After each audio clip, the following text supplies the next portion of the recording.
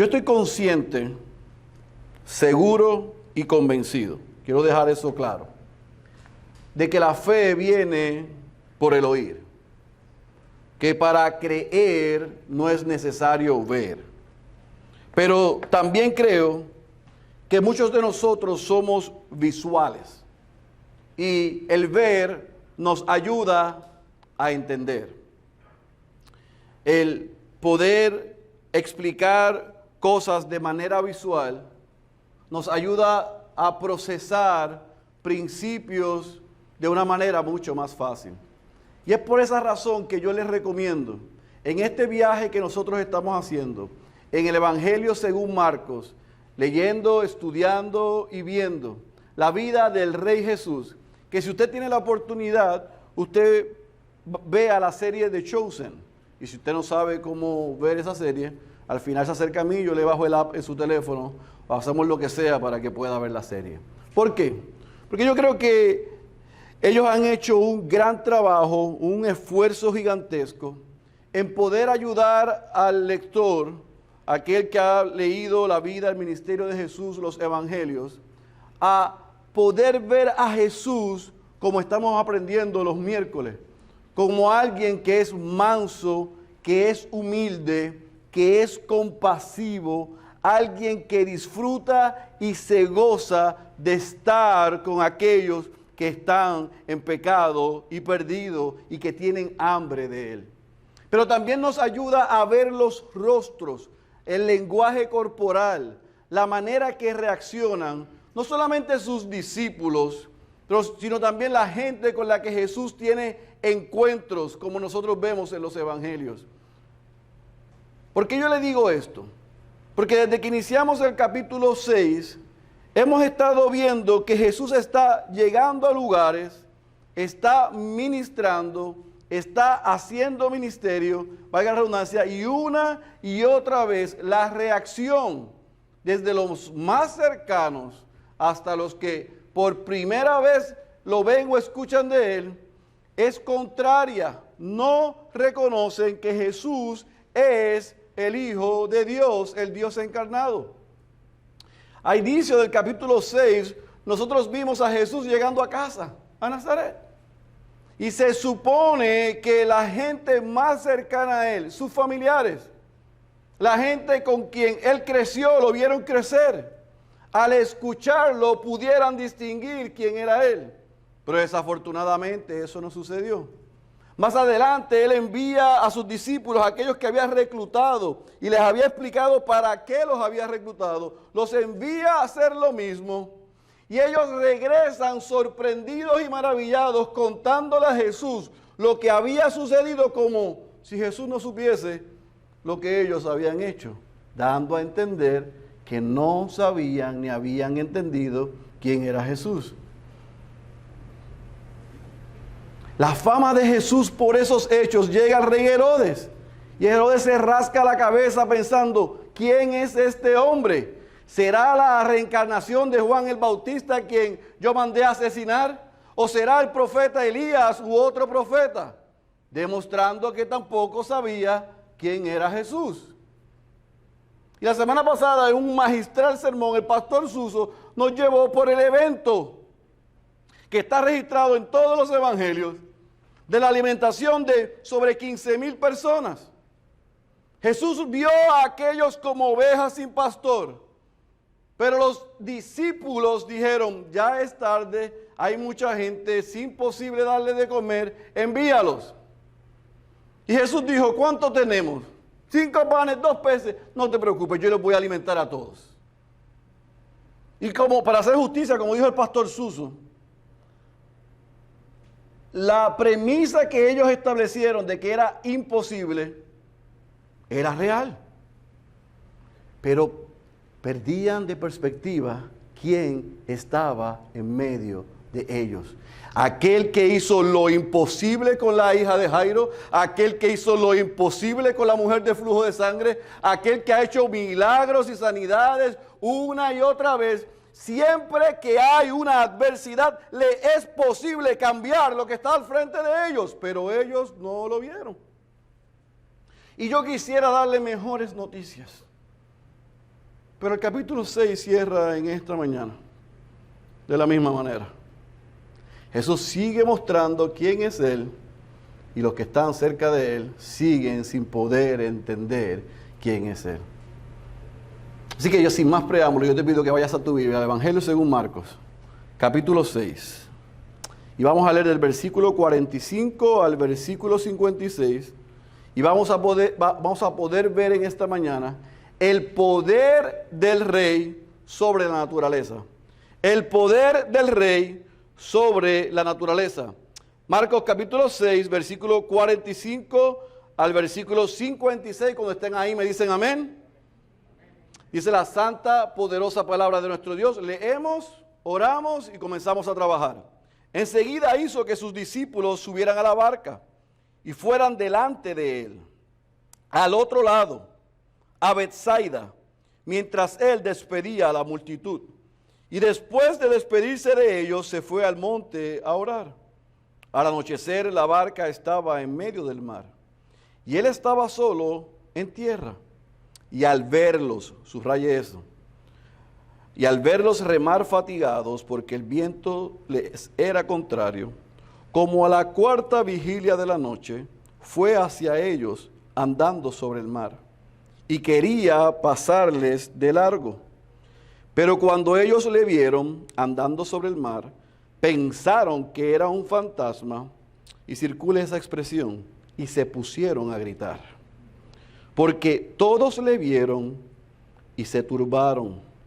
Pero enseguida, él habló con ellos y les dijo: tened ánimo, soy yo, no temáis.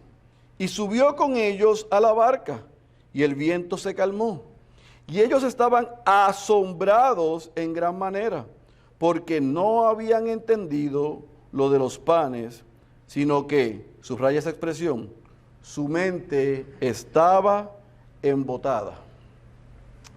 Terminada la travesía, llegaron a tierra en Genesaret y atracaron. Cuando salieron de la barca, enseguida la gente reconoció a Jesús y recorrieron apresuradamente toda aquella comarca y comenzaron a traer a los enfermos en sus camillas a donde oían decir que él estaba.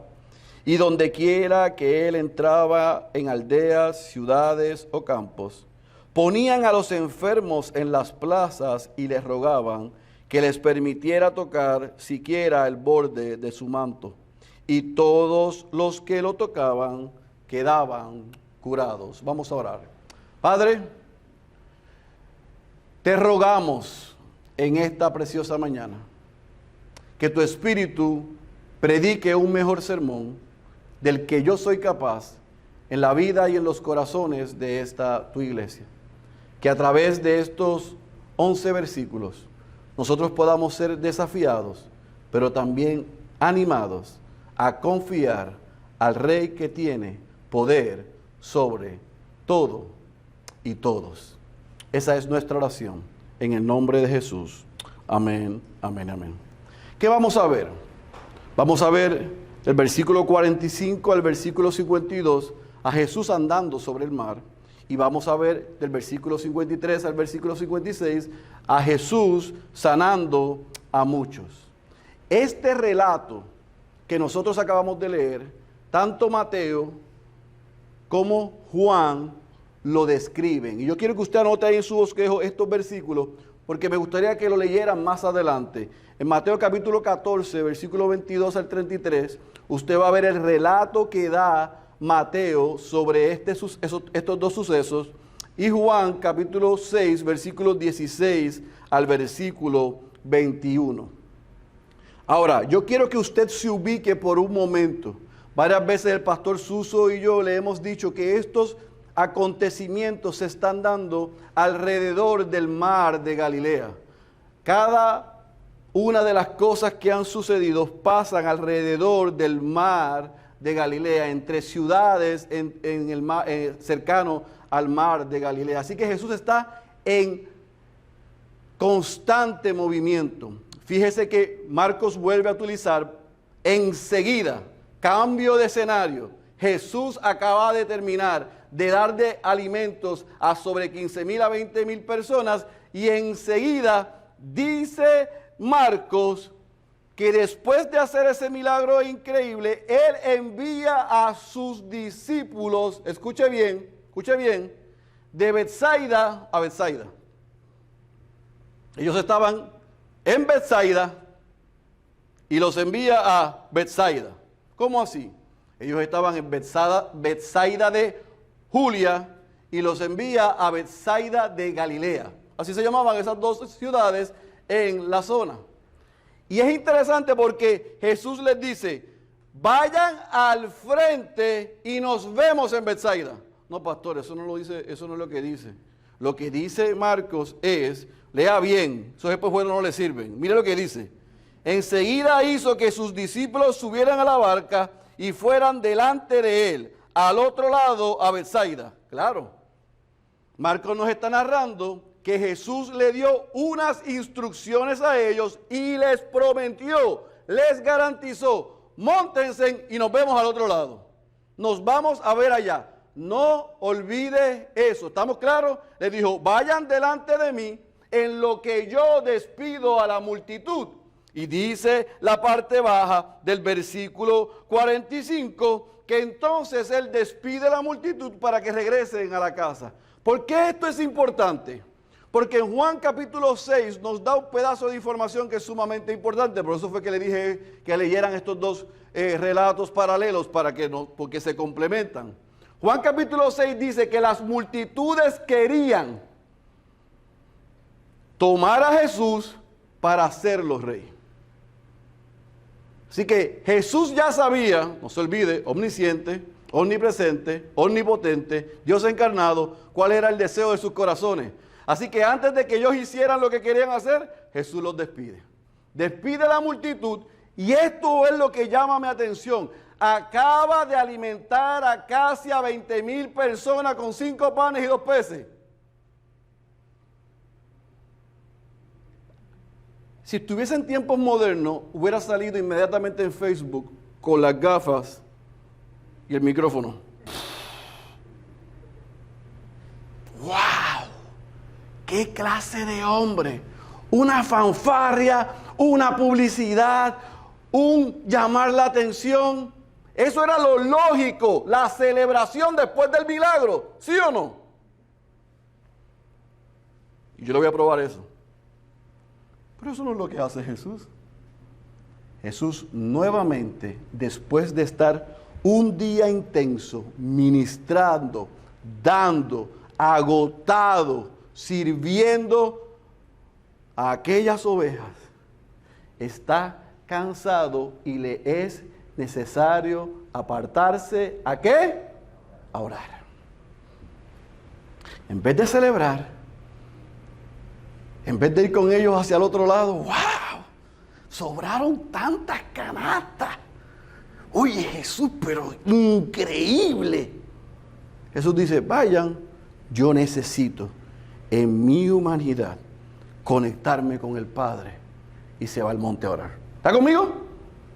Así que del versículo 47 al versículo 52 entonces nos dice que después de que ellos salen, Jesús se va al monte a orar, llega la noche. Y Jesús estando en tierra y ellos en medio del mar, habían vientos contrarios y Jesús desde tierra y desde el monte ve que ellos están fatigados, cansados, agotados, remando y que no habían pasado muchas millas, muchos kilómetros desde que salieron porque había una gran tempestad. ¿Está conmigo? Jesús está en tierra, ellos están en medio del mar, la instrucción es vayan allá, nos vemos allá, Jesús está orando, llega la noche y los mira y ellos están en el muro. Se supone que estén donde está ahí. Ellos están aquí. Así que, ¿qué dice Marcos que Jesús hace? ¿Qué dice? Ve el versículo, mira el versículo 48, lo que dice. Y al verlos, y yo les dije que subrayaran eso. Ellos estaban en medio del mar, fatigados, en medio de una tempestad, con vientos contrarios a ellos, asustados, nerviosos, preocupados, con PTSD, porque ya les había pasado eso, y lo más seguro que entre ellos estaban diciendo, ahora no está aquí, ahora no está durmiendo. Pero Marcos dice que mientras eso está sucediendo, una escena similar, y hay el mismo sentimiento de emoción, Jesús los estaba viendo. Y dice el versículo 48 que al verlos, como a las 3 de la mañana, de 3 a 6 de la mañana, antes que amaneciera, yo quiero que subraye esto, va hacia ellos. Jesús no solamente los ve en medio de la tormenta y de la tempestad, sino que va hacia ellos. Ahora, va hacia ellos, ¿cómo? Cogió una lanchita, se montó, prendió el motor y le dice, tranquilos, quietos, por aquí estoy. Eso es lo que dice. Dice Marcos que Jesús los ve y Jesús va hacia ellos andando ¿sobre qué? Sobre el mar. Imagina la escena. Pero hace un comentario Marcos que llama mi atención y es en la parte baja del versículo 48 que dice, y quería pasarles de largo. Ahora, esa porción ha sido bien mal interpretada. Porque pareciese a un Jesús no compasivo que quiere ver a esos hombres en esa situación y decirle, nos vemos en Betsaida. Y eso es un error. Interpretarlo así es un error. Lo que quiere decir es, y lo probamos en Juan capítulo 6, que el deseo de Jesús era ir hacia ellos, como está dicho por Marcos, pero que ellos en medio de su dificultad le invitaran, creyeran, le dijeran, súbete, móntate, ayúdanos. Y eso no es contrario. El que Jesús decrete, elija y decida hacer cosas, no quita que debe haber un esfuerzo, un acercamiento de nuestra parte. Así que Jesús va hacia ellos, pero está esperando que ellos le requieran que Él sea parte, que se añada a la situación. Así que la escena está servida. Ellos están en desesperación, los vientos son contrarios, es casi al amanecer, Jesús tiene compasión de ellos, va hacia ellos, se acerca y ¿qué sucede? ¿Qué sucede? Dice el versículo 49 que cuando ellos lo vieron andando sobre el mar, y me voy a parar ahí porque voy a hacer la misma disclaimer que usó el pastor Suso la semana pasada.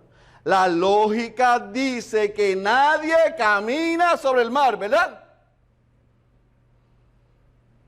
Así que si a las 3, 4, 5 de la mañana hay unos vientos contrarios, estamos casi hundiéndonos, recibimos una instrucción de llegar al otro lado, no hemos podido llegar más de la mitad porque es muy fuerte la tempestad, y vemos a alguien caminando sobre el agua, no vaya a justificar lo que ellos hicieron. Ah, pues seguro dijeron que era un fantasma, o sea, un espíritu. No, eso lo podían decir otros, pero ellos.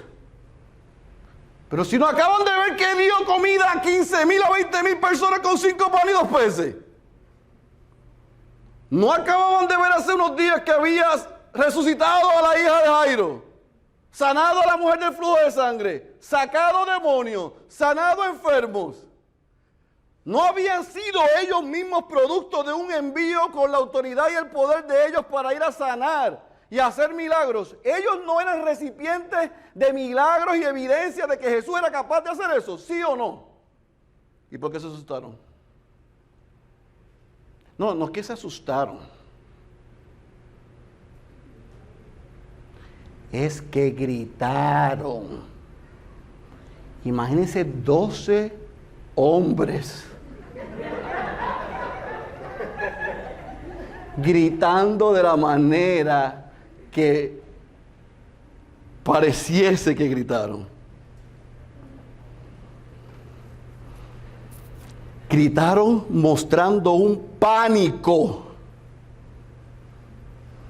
un temor paralizante, un miedo aterrador.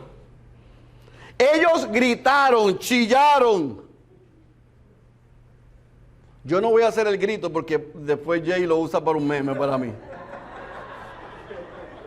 Por eso es que no lo estuve vaciando, porque después lo corta y lo pone y sale viral. No voy a hacer eso. Pero de esa manera que usted se está imaginando al pastor gritar, gritaron 12 hombres. Ahora, ¿qué han hecho algunos? Ay, pero hay que entenderlo. Estaba de madrugada, había neblina, había mucho viento. Sí es cierto.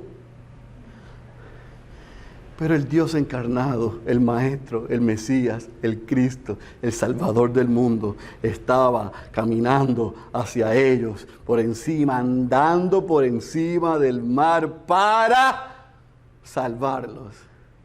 Y ellos, en vez de decirle, móntate que perecemos, gritaron aterrados y lo señalaron como un espíritu.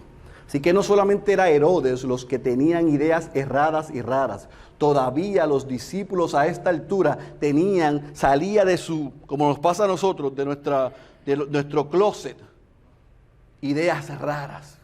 Y le atribuyeron al Hijo de Dios que era un espíritu, un fantasma. Ahora, si eso me lo hubieran hecho los Timoteos y los internos a mí, yo me hubiera parado a la mitad de la pregunta, ¿qué poca vergüenza es esa? Pero si yo les dije que llegaran allá, pero Luis, ¿cómo tú te pones a gritar? Soy yo, mi hijo. Cállense y abra aquí para que yo me monte. Eso es lo que yo hubiera hecho. Pero Jesús no hizo eso. Porque Jesús fue ¿qué? Compasivo. Ahora, si usted va al relato de Mateo, capítulo 14, en esa situación entre que ellos ven a Jesús y gritan, y Jesús le dice, no teman, yo soy, tengan ánimo. Apareció nuestro compatriota Pedro, del barrio Collores. Y desde la barca le dice a Jesús, porque miren, esto lo entiendo solamente de algunos puertorriqueños, Pedro era un guasimillero, era un hombre que le trataba de impresionar y de hacer una demostración de fuerza para que los demás pensaran de él que él estaba por encima de ellos, ¿verdad? Así que en el relato de Mateo nos dice que cuando él ve a Jesús caminando, y Jesús le dice, tengan ánimo, no teman, yo soy, similar a las palabras que Dios le dijo a Moisés, antes de enviarlo a Faraón, y cuando le preguntaran quién me envió, le dijera, yo soy, o sea, tranquilo, yo estoy en control. Son las mismas palabras que Jesús dice en medio del mar a sus discípulos, yo soy. Pues Pedro dice, si tú eres, mándame a buscar. Y Jesús le dijo, ¿qué? Ven. Así que Jesús miró la barca y le dijo, te lo dije. Se bajó y usted sabe el resto de la historia. Ahora, la pregunta que se han hecho es, si el Evangelio según Marcos es viendo a Jesús a través de los ojos del apóstol Pedro, ¿por qué Pedro no lo narró y Marcos no lo apuntó?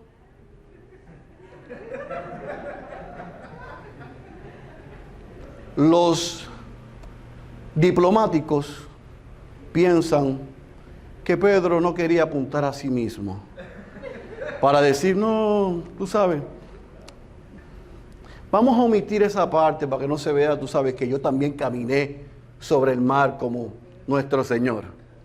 Los que son como yo, pensamos que Pedro dijo, no apuntes eso porque eso es vergonzoso. No lo narre, no lo escriba, porque yo saqué mi mirada y vi los vientos contrarios y me comencé a hundir. Sea cual sea, porque es conjeturas y especulaciones, en ese suceso hay uno que quiere siempre retar lo evidente. Pero aún con ese suceso, diese la impresión que no solamente al ver a Jesús caminar sobre el mar, decirle, tengan ánimos, yo soy, no teman, ven a Pedro en medio, que se está hundiendo y Jesús lo rescata, pero vieron a Pedro caminando, lo lógico era que ellos dijeran, es verdad, las otras 9 veces no hemos podido reconocer que Él es el Dios encarnado. No podemos reconocer su deidad.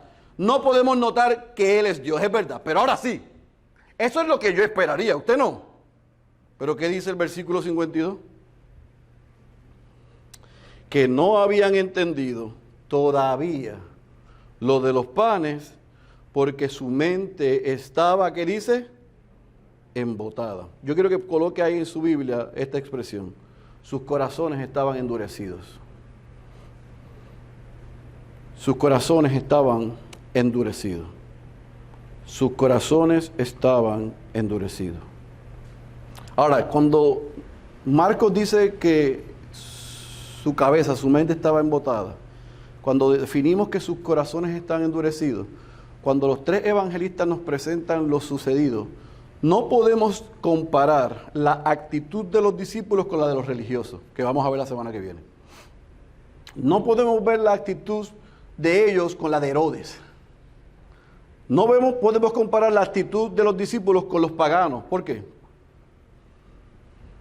Porque ellos tenían, dicho por Jesús, aún poca fe. Estaban en un work in progress. Pero todavía no se le había revelado quién era Él. Así que todavía su pecado, su pasado, sus creencias, su entendimiento estaba embotado, sus corazones estaban endurecidos. A Dios no le había placido todavía mostrarle quién era el Cristo. Pero no podemos comparar a estos seguidores, que eran hombres de poca fe, con paganos, con Herodes y con los religiosos. ¿Estamos claros? Ahora, a mí me da mucha tristeza esto. Porque aunque es cierto que lamentablemente ellos perdieron de perspectiva la instrucción, la promesa y la garantía de Jesús, en medio de punto 1 a punto 2 vino el problema, vino la adversidad, vino la tormenta, vienen los recuerdos de la otra vez y Jesús se acerca, no lo podemos distinguir, lo perdemos de vista, pero Él es compasivo con nosotros. Es triste que una y otra vez ellos no puedan entender quién está en medio de ellos, pero es gratificante que a pesar de eso, nuestro Dios en Cristo es compasivo, es paciente, es amoroso y se acerca a nosotros.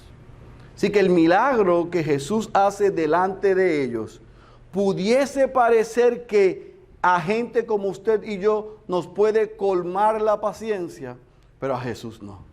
Jesús siguió mostrándose a ellos como alguien que es manso, alguien que es humilde, alguien que es compasivo, alguien que es paciente, alguien que tiene gracia, alguien que es misericordioso, alguien que es lento para la ira.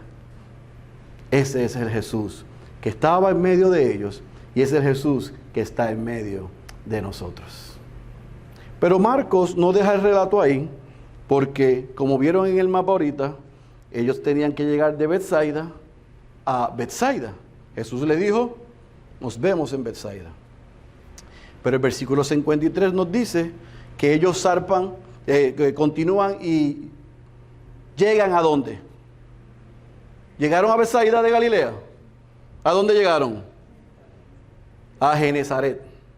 Era más o menos cerca de allí. Quizás los vientos los desviaron un poquito y llegaron a otra ciudad. Sin embargo, lo importante que yo quiero que tomemos de estos 4 versículos es el patrón en las ciudades continúa. Jesús llega a las ciudades, las multitudes escuchan de él, le reconocen, corren a él, ¿para qué? ¿Para qué? Para escucharlo predicar, para ser transformados, para seguirle. ¿Para qué le siguieron? Para ser sanos. Entonces, la fama de Jesús alrededor del mar de Galilea no era que él era el Cristo, no era que él era el Mesías, no era que él era el Salvador del mundo. La fama de Jesús en medio de la gente es que había llegado el sanador, el milagrero, el que nos resuelve. Esa era la fama de Jesús en medio de ellos. Ellos se acercaron a Jesús por lo que podían sacar o lo que podían obtener. No se acercaron a Jesús porque habían entendido que Él era el Hijo de Dios, el Mesías, el Salvador del mundo. Sin embargo, a pesar de que Jesús sabía eso, ¿qué cierra el versículo 55 y 56 diciéndonos? Que ellos corrían, ponían a los enfermos al frente de donde ellos sabían que Él iba a pasar, a ver si solamente con tocar el borde de su manto, ellos estaban seguros que podían ser sanos. En otras palabras, ellos estaban seguros que sin saber quién era Él, ellos podían obtener de Él lo que ellos necesitan. Jesús no se privó de eso. No parece que Jesús dijo, no, que no toquen nada, sino que Jesús al instante, cuando ellos tocaron el borde de su manto, ellos quedaron sanos. Y así cierra el capítulo 6, con 2 grupos de gentes. Los más cercanos, otra vez, sin saber quién realmente Él es en medio de su prueba, y con los eternos, buscando a Jesús por lo que le puedan sacar, no por quien Jesús es Él. Eso es cíclico. 2022, todavía tenemos los mismos grupos.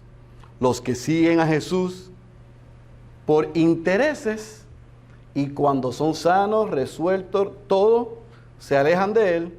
Y los que somos como nosotros, que estamos ahí a pico y pala,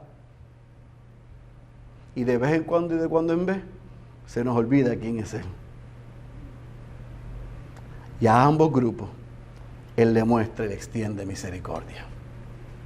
A unos es segura, a otros tiene un tiempo de caducación. A una es a pesar de nosotros, y a otros eso mismo va a ser el juicio de Dios sobre ellos, si le siguen dando la espalda.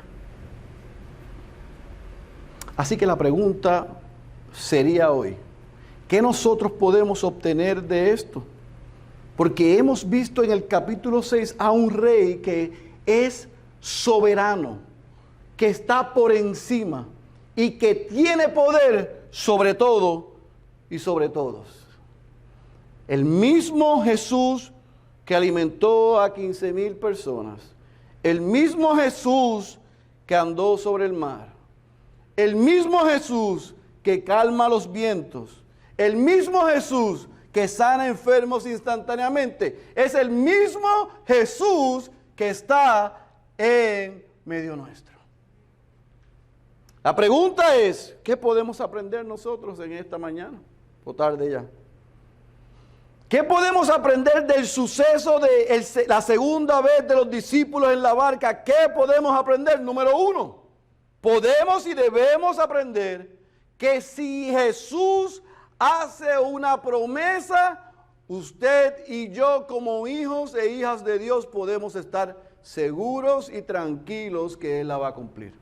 Si Jesús dice, ve al otro lado y allá nos vemos, allá nos vemos.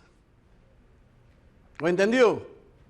Si Jesús dice, nos vemos allá, y no nos explica cómo vamos a llegar allá, y nos dice, sigue la distancia más corta entre dos puntos, la línea recta, y no me explica qué me voy a encontrar en esa línea, hay dos cosas que Él ha prometido, que voy a llegar allá y que en medio de ella va a estar conmigo.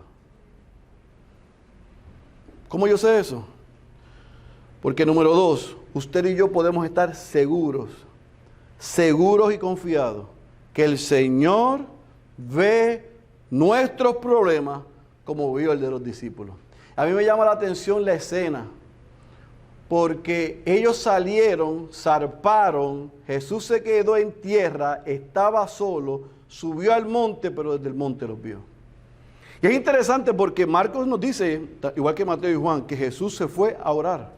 ¿Qué habrá incluido esa oración? ¿Habrá incluido a sus discípulos? Pero usted y yo aprendimos los miércoles que sí, que Él intercede por los suyos. Así que en medio de esa tormenta y esa tempestad, la promesa estaba, nos vemos al otro lado, y aunque ustedes se encuentren con lo que se encuentre, yo los veo, ustedes están seguros. Yo voy a llegar a ustedes. Lo mismo que le dijo a ellos, que pasó con ellos, pasa con usted y conmigo como hijos de Dios. Jesús llega a tiempo. Número 4, amada iglesia, en cada evento, situación de la vida, los hijos de Dios podemos estar seguros que por más difícil que sea, podemos y debemos recordar, tengan ánimo, yo soy, no tengan miedo. Tengan ánimo, yo soy, no teman. Tengan ánimo. Fíjense que esa expresión tengan ánimo de quien aparece en el Nuevo Testamento registrada es de la boca de Jesús. Es Jesús el que dice, anímense, tengan ánimo. Yo soy,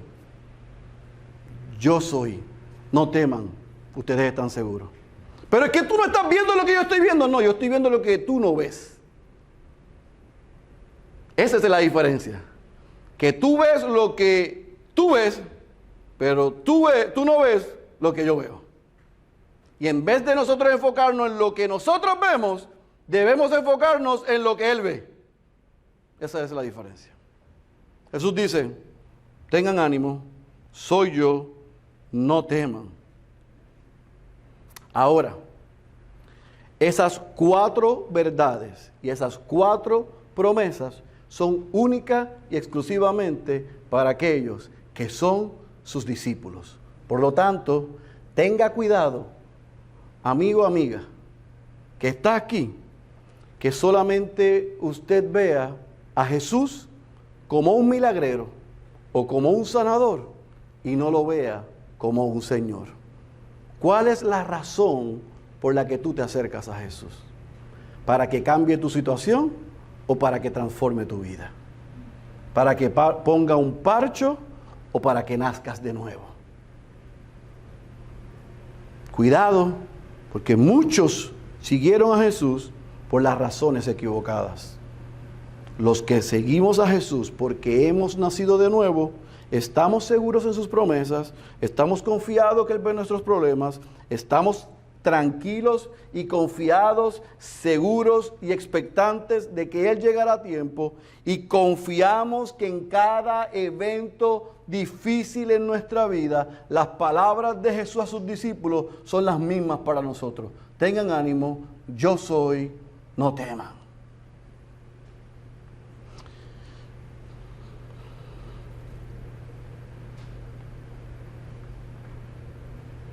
Y yo quiero que usted como iglesia no pierda de perspectiva la ventaja que nosotros tenemos sobre aquellos discípulos. Nosotros tenemos el relato de lo que ellos estaban viviendo, pero también tenemos el relato de lo que sucedió después. Ellos no lo sabían. Nosotros sabemos lo que Jesús hizo, lo que estaba frente a Él, que era su cruz. Él vino, vivió, murió, resucitó, para que nosotros tengamos la garantía que lo que iba a nuestra cuenta fue a su cuenta y lo que no merecíamos nos fue otorgado, y con esa gracia y misericordia, salvación y vida eterna dejó su Santo Espíritu en nosotros para que en medio del diario vivir y las dificultades y tormentas de la vida podamos estar seguros y confiados y tener ánimo, porque Él es, no tenemos que tener miedo. Esa es la gran diferencia. Así que yo quiero concluir este mensaje en esta tarde, tratando de aplicarlo a lo que por providencia del Señor nosotros estamos viendo alrededor nuestro. Porque mientras usted y yo estamos en este recinto tranquilos, lindos y bien puestos, seguros de lo que vamos a hacer al salir por esas puertas, hay miles, cientos de miles de creyentes en Ucrania, cientos de miles de creyentes en Ucrania, cientos de miles de creyentes en Ucrania que están en medio de la tempestad, que su barca se está tambaleando, que sus vidas están en riesgo, que el decreto presidencial es que si van a huir, salen solamente mujeres y niños. Los hombres se quedan a defender el país. Y ayer el presidente de nuestro seminario en Ucrania rogaba que para que lo que cambiase en Ucrania fuese permanente, iba a requerir un milagro de Dios. Y nos llamaba a nosotros a orar y clamar a una intervención divina en medio de la tempestad que ellos están viviendo. Pero mientras ellos están en la tempestad, ellos están confiados y seguros que su responsabilidad es abrir sus puertas, abrir sus hogares, abrir sus iglesias, abrir el seminario para recibir no solamente a los santos, sino también para servirle a su comunidad. Y que en medio de esas tempestades y dificultades como la guerra que están experimentando y como está sucediendo, que los mismos soldados creyentes ucranianos están predicándole el evangelio a los civiles y Dios está haciendo algo en medio de ese país. A mí me dijo un gran amigo mío que una cosa es con guitarra y otra es con violín. Es fácil leer ese texto y decir amén, pero qué difícil es estar como esos hermanos ahora mismo. Y esos hermanos ahora mismo han hecho suyas las palabras de Agustín cuando piensan en lo que está sucediendo. Agustín dijo sobre este relato: Jesús vino caminando entre las olas, y así Él pone todas las tormentas de la vida bajo sus pies. Cristianos, ¿por qué tienen miedo?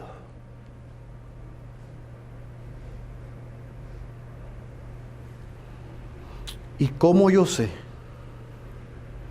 que esa expresión que hace Agustín sobre lo sucedido a los discípulos en medio de la barca se hace realidad? Es porque aún hoy en Ucrania, en los sótanos de las iglesias, de los hogares, de los seminarios, hay creyentes cantando a viva voz: en medio de situación, Él nos sostendrá. Con mis ojos, lo que vemos, no lo podemos comprender. Con nuestros ojos, no lo podemos entender. Pero hay algo muy dentro de nosotros que nos recuerda: tened ánimo, yo soy, no teman. En medio de eso, yo los sostengo. Amados, los creyentes y la iglesia en Ucrania nos están dando una lección de lo que es ser cristianos en medio de la dificultad. Nosotros decimos que estamos orando por ellos. Lo que debemos estar es aprendiendo de ellos. El que tenga oídos para oír, yo ruego que haya escuchado la voz de Dios. Cierre sus ojos, por favor.